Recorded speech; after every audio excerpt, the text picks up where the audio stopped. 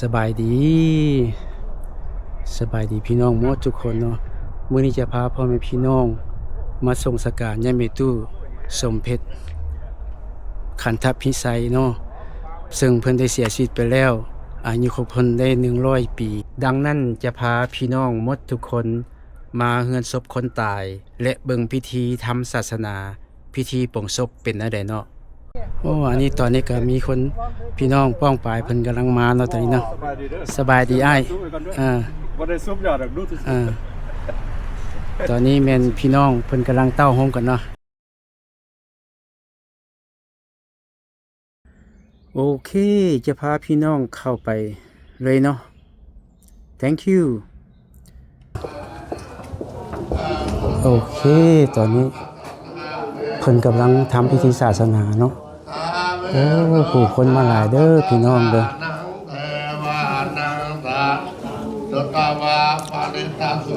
มีญาติพี่น้องเพิ่นมาหลายเด้อยังไม่ตู้นี่เพิ่นมีบุญหลายเด้นี่มีหลายคนมาสุตวะอัปปะนะสุภาเทวาสัตตมะสาเวสุอัปปะนะสุภานังเทวานังตังสุตวะสุปกินากาเทวาสัตตมะสาเวสุสุปกินากานังเทวานังสัตตสุตวังเวลปัลลาเทวาสัตตมสาเวสุเวลปัลลานังวานังสัตตสุตวังสัทธมโนสาเวสุอวิหานังเทวานังสัตตังสุตวังอัตตปาเทวาสัทธมโนสาเวสุอัตตปานังเทวานังสัตตังสุตวะสุตสาเทวาสัทธมโนสาเวสุสุตสานังเทวานังสัตตังสุตวะสุตสีเทวาสัตตมโนสาเวสุสุตสีนังเทวานังสัตตังสุตวะอาคานิตกาเทวาสัตตมโนสาเวสุเหตุปัจจโนอาลัมมณปัจจโนอธิปติปัจจโนอนันตรปัจจโนสัมมนันตรปัจจโน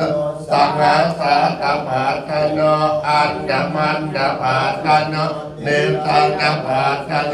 อุปนิสังปัจจโนปุเรสาตปัจจโนขอน้อมนมัสการพระเถระนุเถระทุกอาทุกองค์ขอเจริญพรมายังแม่ขาวแล้วก็ขอเจริญความสุขศรัทธาญาติโยมทั้งหลายอาตมาในนามตั้งนาคณะสงฆ์จะได้แสดงพระสัทธรรมเทศนาในงานชาปนกิจศพของเมตุวิสังขอยาแบสมเพชรขันธพิไสยผู้ล่วงดับผู้ตายจากโลกนี้ไปพวกเข้าเราทานทั้งหลายได้บ้าไหวอะไรมาส่งสักการเป็นครั้งสุดท้ายมาพินิจพิจารณาเห็นความเป็นความตายเป็นตัวใหญ่ตายแต่ก่อนปีใหม่หมดแล้วเนาะบอกขามปีสักพระเจ้าว่าความตายเอาแน่เอานอนบ่ได้ได้ออกบอกเข่าไผบอกออกไผบอกว่าแต่พระบอกว่าแต่สงฆ์บอกว่าแต่ญาติแต่โยมเมื่อถึงเวลาพญาปัจจุราชก็มาเอาไปเพราะฉะนั้นญาติโยมทั้งหลายมาไหวอะไรมาทรงเป็นตู้ครั้งสุดท้ายขอให้เป็นบุญเป็นกุศลเป็นบุญเป็นบารมีหยาดน้ำไม้ท่านอุทิศบุญอุทิศกุศลส่งไปหาแม่ตุให้เพิ่นไปที่ดีถึงสุขสวรรค์ชั้นฟ้า ไปสู่ปรภพไปสู่ภูมิเบื้องหน้า ขอให้ลูกให้หลานญาติโยมทั้งหลายที่มาเลิกสาสงสการในวันนี้เมื่อกลับบ้านกลับซองเมื่อก็ขอให้มีแต่ความสุขความโชคดีความสมหวังเด้อปรารถนาอธิษฐานสิ่งใดก็ให้สำเร็จเพชรผลทุกประการขอให้มีอายุมีวรรณะมีสุขมีพลังทุกท่านทุกคนด้วยเถิดนิทธิตารายการต่อไปก็เป็นพวกเขาจะได้พากันว่าผ่าบางสกุลหรือว่าผ่าไตรจีวรเนาะและผู้ขาจ้างเป็นรายชื่อแล้วก็ขอให้ก็ช่วยกันเอาตัวมาแล้วก็เอาผ่าบางสกุลมาเนาะ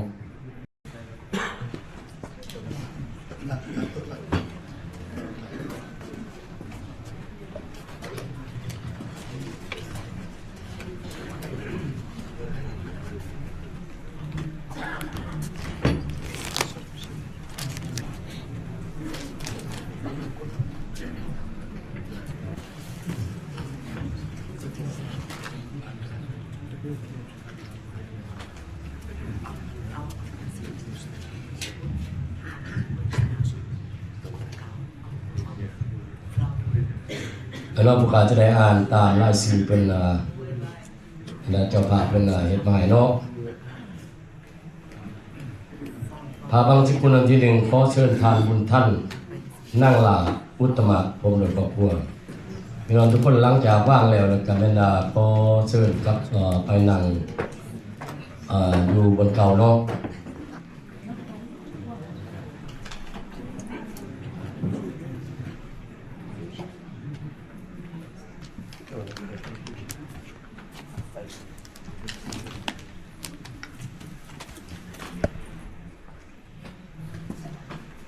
พาบางสกุลต่อไปขอเชิญทานบุญมณีนั่งหลาอุตตมะขอเชิญ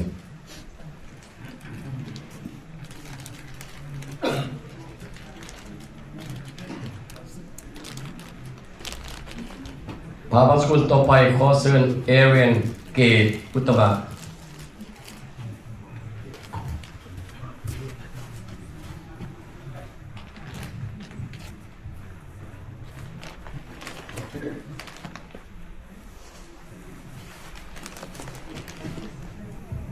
พาบางสกุลต่อไปขอเชิญเอริกเทรนอุตตมะ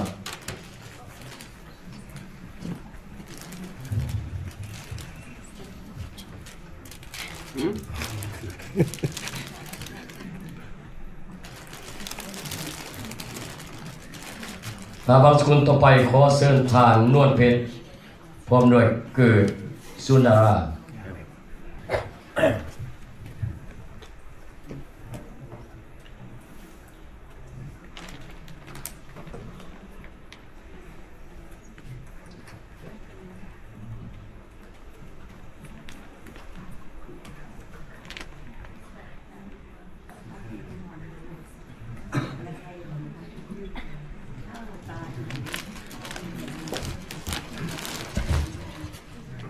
พาบางสกุลต่อไปขอเชิญทานอัมพาวันและว่าคันธพิสัย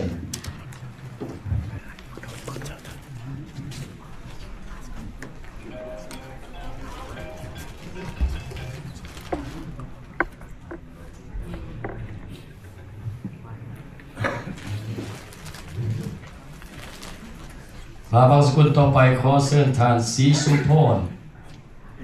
คำคันธพิสัย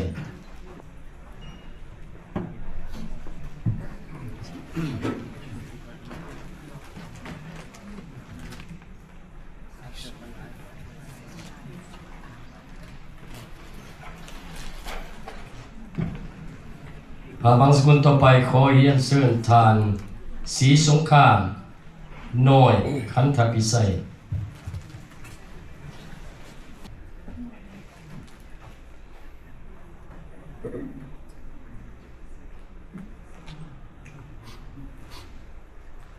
พาบางสกุลต่อไปขอเรียนเชิญทานคำประสงค์ตีดคันธพิสัย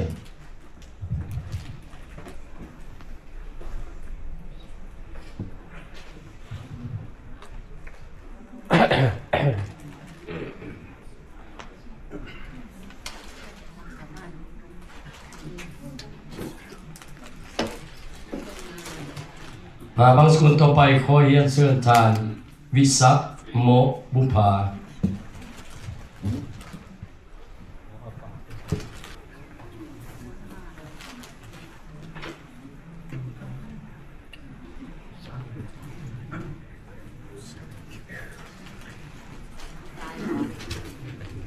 บางสกุลต่อไปขอเรียนเชิญทานคำสมิง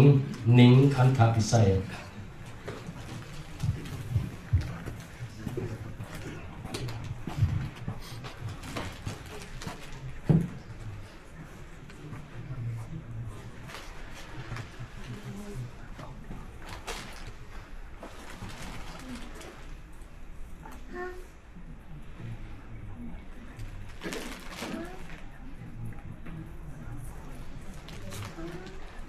บางสกุลต่อไปขอเรียนเชิญทานมอนนั่งเล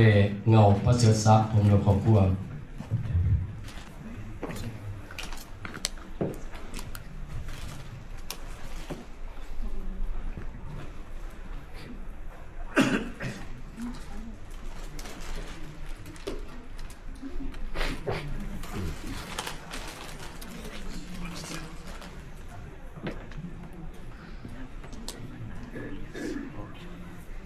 บางสกุลต่อไปขอเรียนเชิญทานจินดาศักดิ์ศรีสมบัติ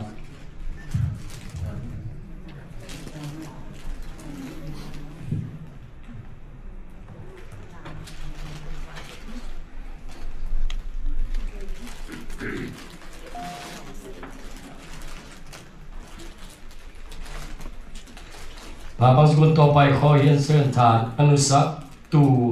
บุญริยพล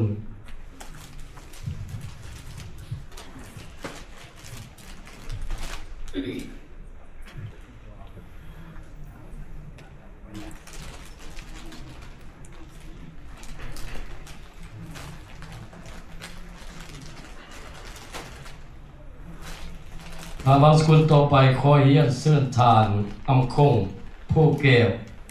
วิสัยศักดิ์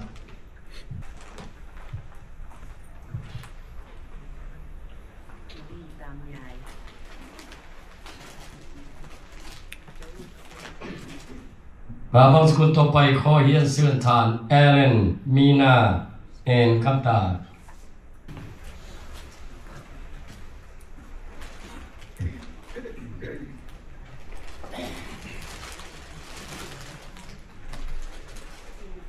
บางสกุลต่อไปขอเรียนเชิญทานวีรไสโอนิดพูนสวัสดิ์มาจากชิคาโกเป็นญาติพี่น้องมาจากเชียงโกน้องคอนสตัน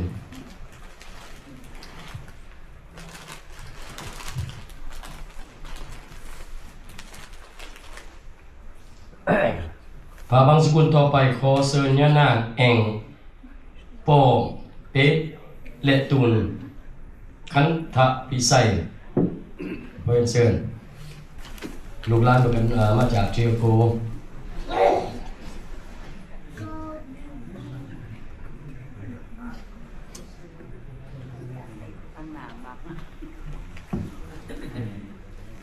บางสกุลต่อไปขอเรียนเชิญทางคำพุนคันธพิไสที่เดินทางมาจากชิคาโก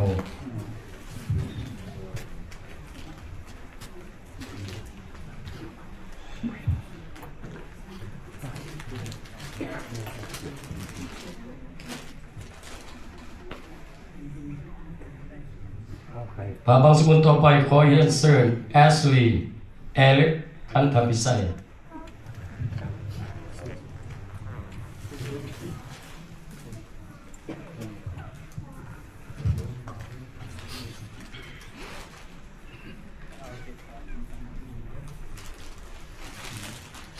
บางสกุลต่อไปขอเรียนเชิญย่านางรัตน์สิทธิผลพร้อมและครอบครัว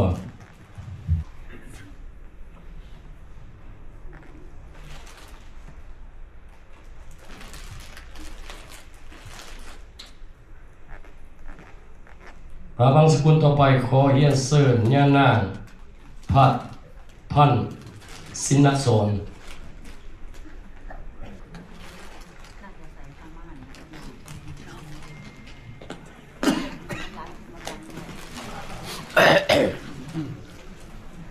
บางส กุลต่อไปขอเฮียนเชิญทานเกณฑ์จันที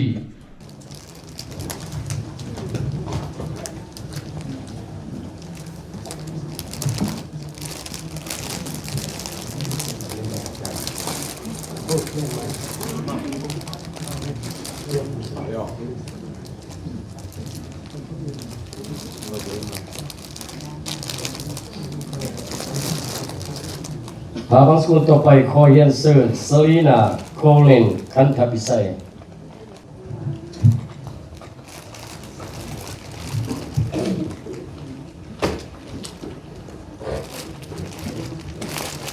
พาบังสกุลต่อไปขอเฮียนเชิญทานอุดนางจันทร์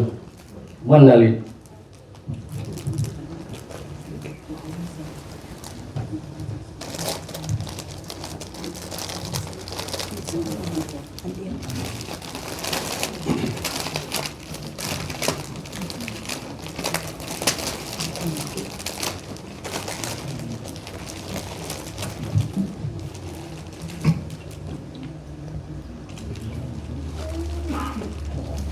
พาบังสกุลต่อไปขอเฮียนเชิญทานตูนาเกตโพธิราช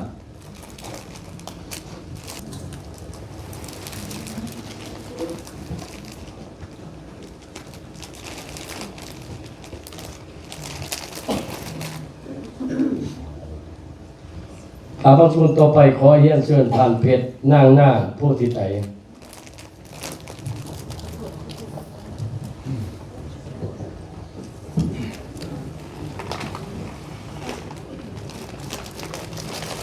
พาบังสกุลต่อไปขอเฮียนเชิญยาลุงสุนทร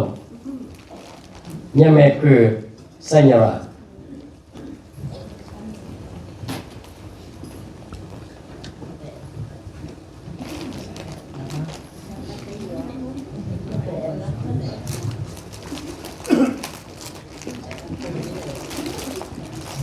พาบังสกุลต่อไปขอเชิญท่านเลตีบจะเป็นนั่งตีบท่านเลทั้งตีบ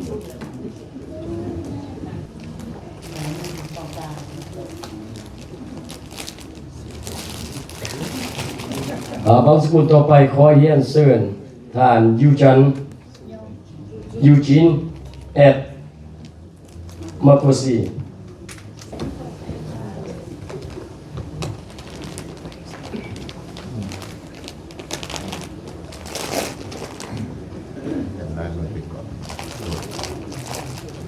บางสกุลต่อไปขอเฮียนเชิญท่านเกะยานั่งผู้ค่ำเจริญอรุณ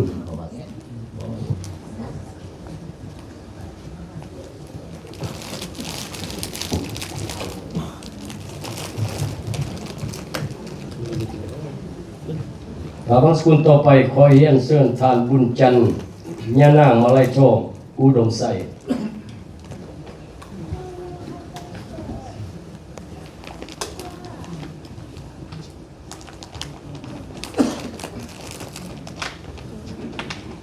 บางสกุลต่อไปขอเฮียนเชิญท่านยานางเวียงใหม่ปฐมวงศ์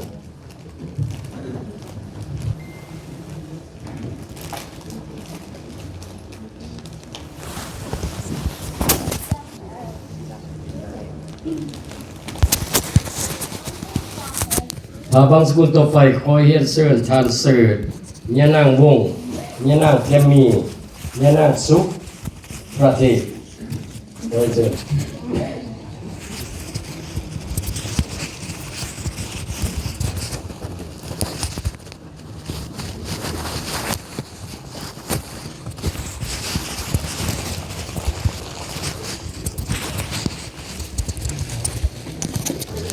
บางสกุลต่อไปขอเฮียนเชิญแมทแอนตูนคันธพิไส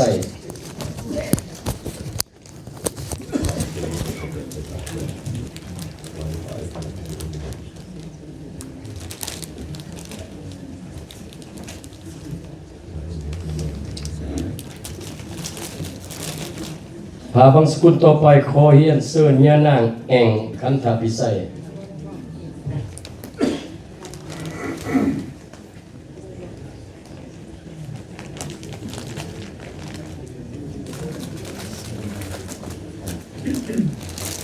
พาบางสกุลต่อไปขอเรียนเชิญไสยบัตถาแฟมิลี่ขอถูกบางเพียงเกมบ่แจกเลย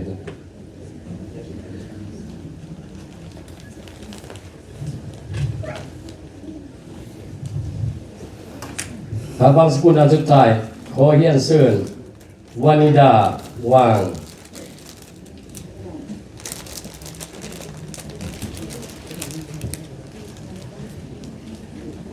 เดี๋ยวท่านครอบครัวผมจะไปว่างตายแล้ว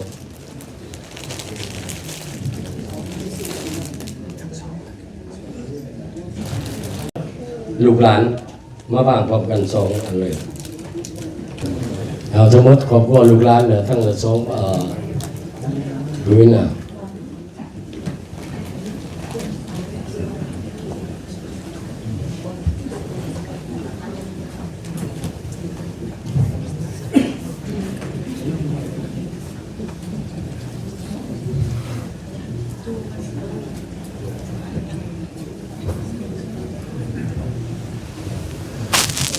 สาธุ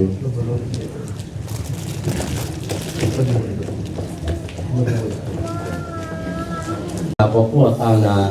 ญาติพี่น้องทั้งหมดที่ได้มาว่างผ่าไตรจีวรหรือว่าผ่าบางสกุลในมื้อนี้และข้าน้อยขออาราธนาท่านพระอาจารย์ทุกองค์ออกมาเพื่อพิจารณาหรือว่ามาต่อพิจารณา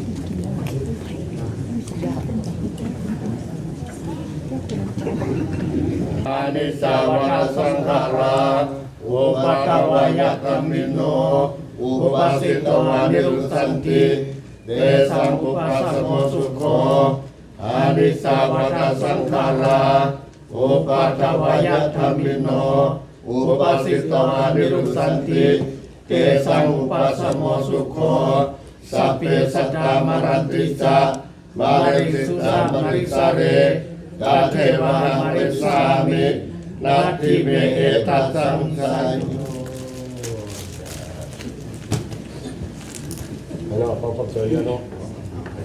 คันตสาปะเตปะตาตาอา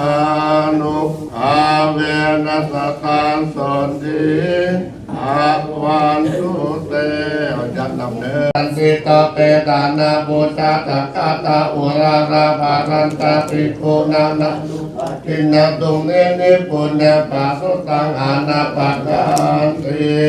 สัพเพปัตตานาวิลาวันตุสัพเพสัตตะอปัญญาปัจจาวันตุสัพเพสัตตะอนิคาวันตุสัพเพสัตตะสุขีอัตตนังปริหารันตุสุขิสุขี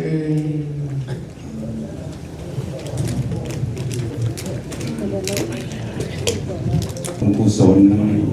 ผลบุญที่พวกขน้อยได้กระทำลงไปแล้วในวันนี้พวกขน้อยขอน้อมอุทิศกุศลผลบุญส่วนนี้ไปหาดวงวิญญาณของยาแม่สมเพชขันธาวิสัยที่ได้ล่วงลับไปแล้วนานขอให้ดวงวิญญาณของยาแม่จงมารับรู้และอนุโมทนารับเอาได้รับแล้วถ้าทานนั้นยังตกทุกข์ขอให้พ้นจากทุกข์ถ้าทานถึงสุขแล้วขอให้สุขยิ่งขึ้นไปเด็กก็ขาเถินสาธุสาธุสาธุโอกาสวันทามิปันเตสาพังอาภาราทังขมัตตานิปันเตมายากตังปุญญาสามินานุโมทิตาพังสามินากตังปุญญามายังกาตาพังสาธุสาธุสาธุอนุโมทา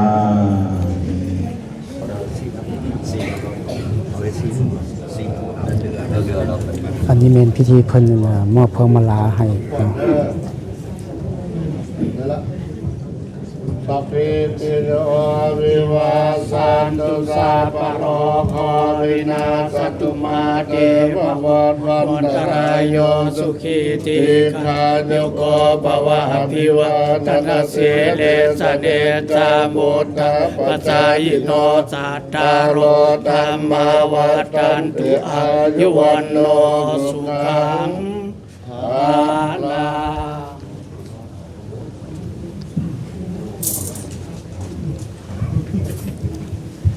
แล้วก็พิธีจะว่างพวงมาลัย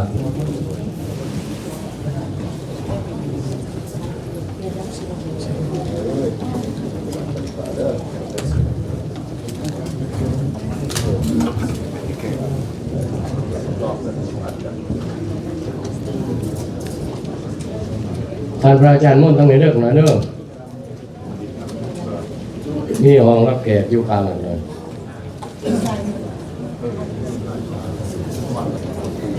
หลังจากสมณี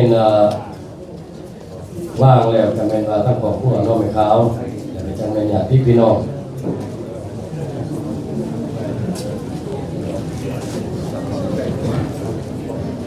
ในการพนาจะนันเนอร์จะเมื่อวันอาทิตย์ก็คือมืออื่นนี่แล้วนะมืออื่นนี่ก็ถามว่าอะไรนะทั้งครอบครัวอยากเชิญแขกผู้มีเกียรติทุกท่านไปทำบุญน้ำเพื่อนทำอะไรทำบุญแจกเขาอยู่ในวัดมอริสวัดเล่าต่อมอริสเนอร์คอเซิร์เนอร์ผู้ใดมีเวลาก็ไปร่วมบุญน้ำกันแล้วก็มีบุญปีใหม่สากลเพื่อนจะได้มิตรบาทที่วัดมอริสคือกันแล้วก็เพื่อนก็เลยเข้าไปรวมอยู่หันเลยเพื่อบทซับบทโซนี่เอาตั้งเอาโร่นี่ก่อนจะเอาโร่นี่แล้วก็โร่นั่นแหละจะเป็นภาคกลางเลยออกไปเลยเนาะหรือว่าขังหนอกมันหนาวหันกะกลับมานั่งบนเก่าก็ได้เนาะอีกเดือนหนึ่งเนาะขอขอบใจน้ำแขกผู้มีเกียรติทุกท่านที่ไหนสละเวลาเขามาร่วมในงานสร้างคณะกิจศพร้องยังแม่เลยเนาะโอ้พี่น้องก็ไหนมาหลายผู้หลายคนแต่ถ้าเราเนี่ยอะไรสวยเยอะกันเนอะทางนั้นเนอะ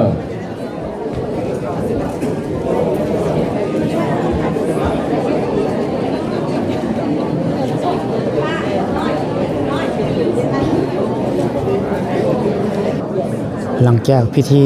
ศาสนาเพิ่นได้เฮ็ดแล้วเนาะเพิ่นก็ให้มีการวางเพลิงดิบเนาะซึ่งว่าให้ญาติพี่น้องหรือว่าหมู่คู่ทั้งใกล้ทั้งไกลได้มาทำบุญแล้วก็ขอให้แม่ตู้มื้อนี้ให้เพิ่นได้ไปอยู่สวรรค์ชั้นฟ้าเนาะสาธุ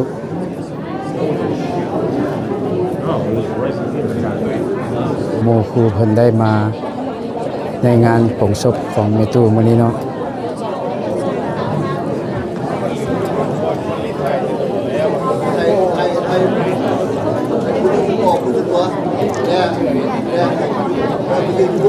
มื้อนี้เป็นญาติพี่น้องและหมู่คู่ของเพิ่นมาหลายเด้อมื้อนี้เด้อถือว่างานแม่ตู้อันนี้คนมาประสงค์การเพิ่นนี่หลายที่สุดมื้อนี้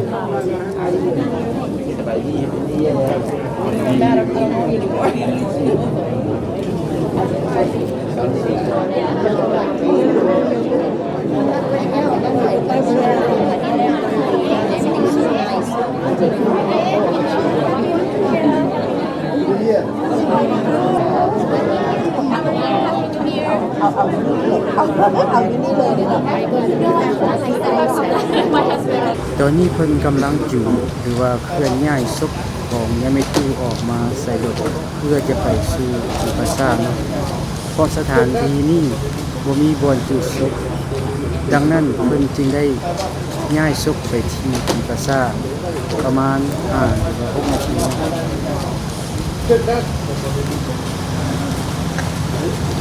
สักกัน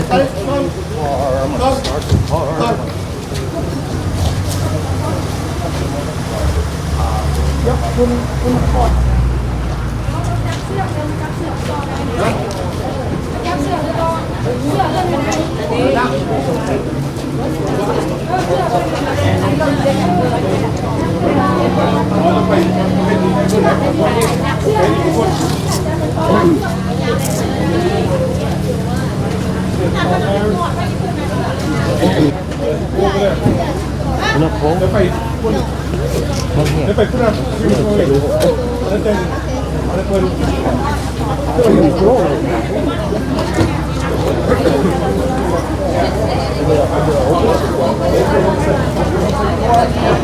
ตอนนี้เพิ่นเคลื่อนย้ายศพออกจากเฮือนผีตายเนาะจะเอาไปอันผีปราสาทเนาะตอนนี้เนาะพิธีอยู่เฮือนคนตายนี่ก็ใช้เวลาโดนวันหนึงเนาะตอนนี้แม่นเพิ่นแห่อันศพมาที่บ่อนจุแล้วเนาะอันนี้ห้องผีปราสาทเนาะแต่ว่าเพิ่นก็ยังเต้าโฮมกันอยู่ตอนนี้เพิ่นกำลังสิเคลื่อนย้ายอันศพออกจากรถเนาะตอนนี้เนาะ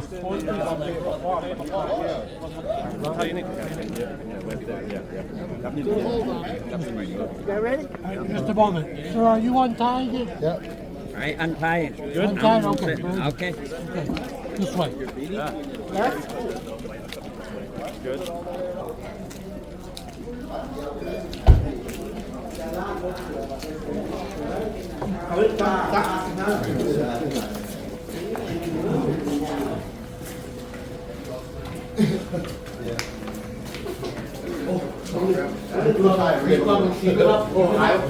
This way อาจารย์จั่วพี่แบบ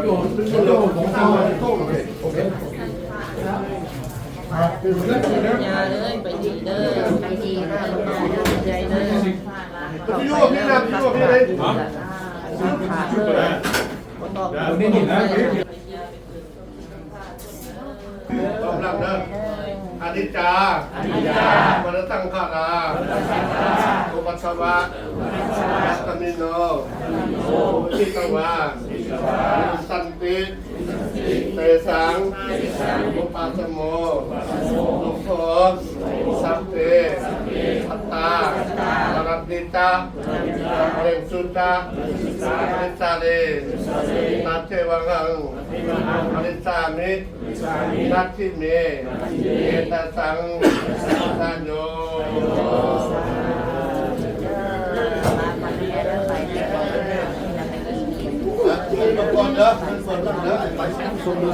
Is there someone designated to hit the button?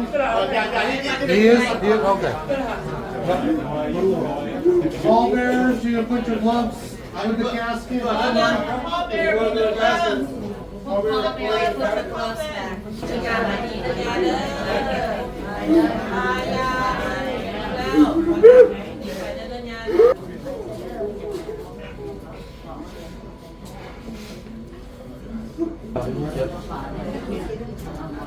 Everybody?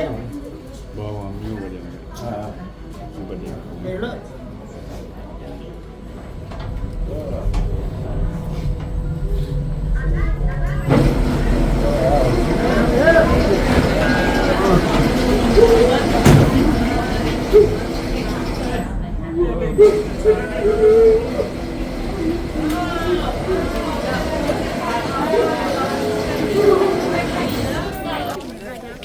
พิธี ไปดีถึงสุกแล้ว โด นาย ยเนาะ โดย